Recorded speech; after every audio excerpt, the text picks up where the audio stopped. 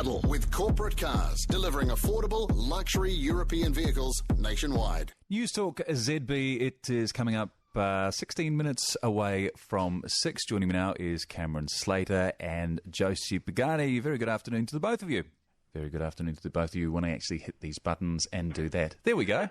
I can hear you now. Oh, I'm not talking to myself now. And I'm not sitting here sweating bullets. That's excellent to hear from both of you. Hey, look, the Christchurch by-election, it was a result no one was expecting to go any other way, but if only Labour could do as well on their general elections as they do on their by-elections. Well, that's right. I mean, there's been, if you think about it, I think there's been 6 by-elections since 2008 that Labour have fought. And the only other by-election that's looked as good as Christchurch East for Labour has been Mount Albert. And both of those were run on the same template, and that's the Jim Anderton template. And it's not rocket science. You basically get people out on election day, you get your voters and your supporters out to vote. And in order to do that, you've got to know who they are and where they live. And that takes weeks and weeks of knocking on doors and finding out that Mrs. Jones at 27 High Street is voting Labour or isn't voting Labour or is a supporter or potential supporter. So, I mean, it's the old-fashioned way, and it works. Having said that, Cameron, it'd be fair to say in this day and age with the advent of social media, Facebook, Twitter, what have you, this way of doing it, isn't it? Well, it is, but it works.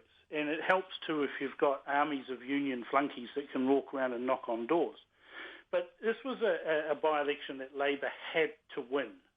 It was also a by-election that National really had no hope in winning at. And so National put in a bare minimum effort, probably, and Labour went hammer and tongs to make sure they had a good result. What is strange, though, is the result of the Green Party, with about 6.5%, I think, of the vote.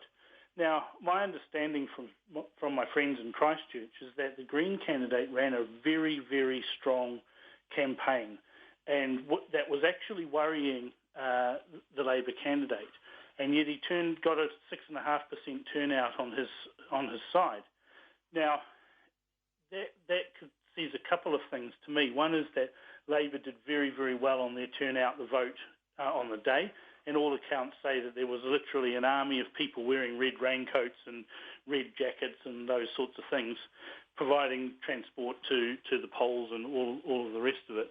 And the second thing is that if Labour claims this result's going to translate into the election results, then that doesn't bode particularly well for support from the Green Party. Except that, Cam, it does. If they can turn on that kind of organisation for every state seat and every marginal seat in the country, that is possible, but it does take organisation. And, you're right, Labour managed to turn out the people who voted for them in 2011. That's why they won. Yes. And they had a great candidate, I have to say, who really captured the hearts of the people. But I also think that it's incredibly silly for political parties to consider that a by-election result translates into a general election. All right, we're going to come back to both of you in just a second. Josie Pagani and Cameron Slater. NewstalkZB, it is 13 minutes away from 6.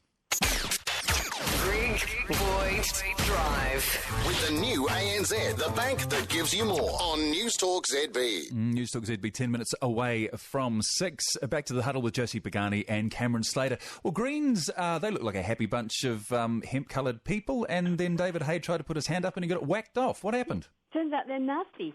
This is looking really pretty ugly, isn't it? I mean, they talk a lot about direct democracy and everybody's the same, we're all equal. And then the minute someone challenges, they decide, yep, that's fine, you can challenge, but we'll chop your head off afterwards.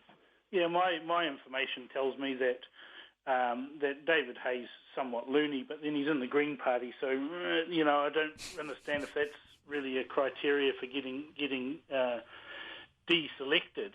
But there were some questions over his performance. But I don't think a unilateral decision by the politicians or whoever's in charge of the Green Party to axe him is really the way to go, especially when they tout how the membership selects everybody who's on the list. Surely they should have gone back to the membership and deselected him in the same way that they selected him. Or you have a threshold. so that if you're a serious challenger, you've got to get, I don't know, a proportion of signatures or something to prove that you've got some support. That would be fine. But to just sort of turn around and say, no, you can't, you're not going to be a candidate anymore, and we may expel you from the party. Well, it's crazy, because Russell would win this, I'm sure, and he said, I'll probably win it by 99%.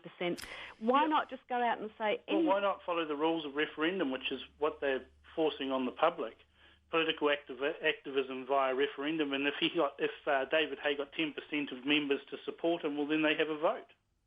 Yeah. I mean, the interesting thing is there are really three camps in the Greens. There's the fundies, the ones who'd rather be on a protest ship than in government.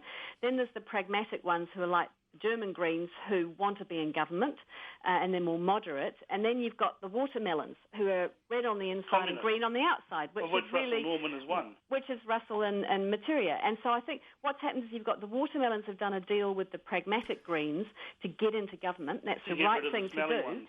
And I think David Hay probably is going to end up being a fourth shade. He's going to be camouflaged because we're never going to see him again, are we? I think that's probably where we will leave it. Cameron Slater and Josie Pagani, thank you both very much. News headlines are next, and then I believe we're going to hear from Murray Deaker. NewstalkZB.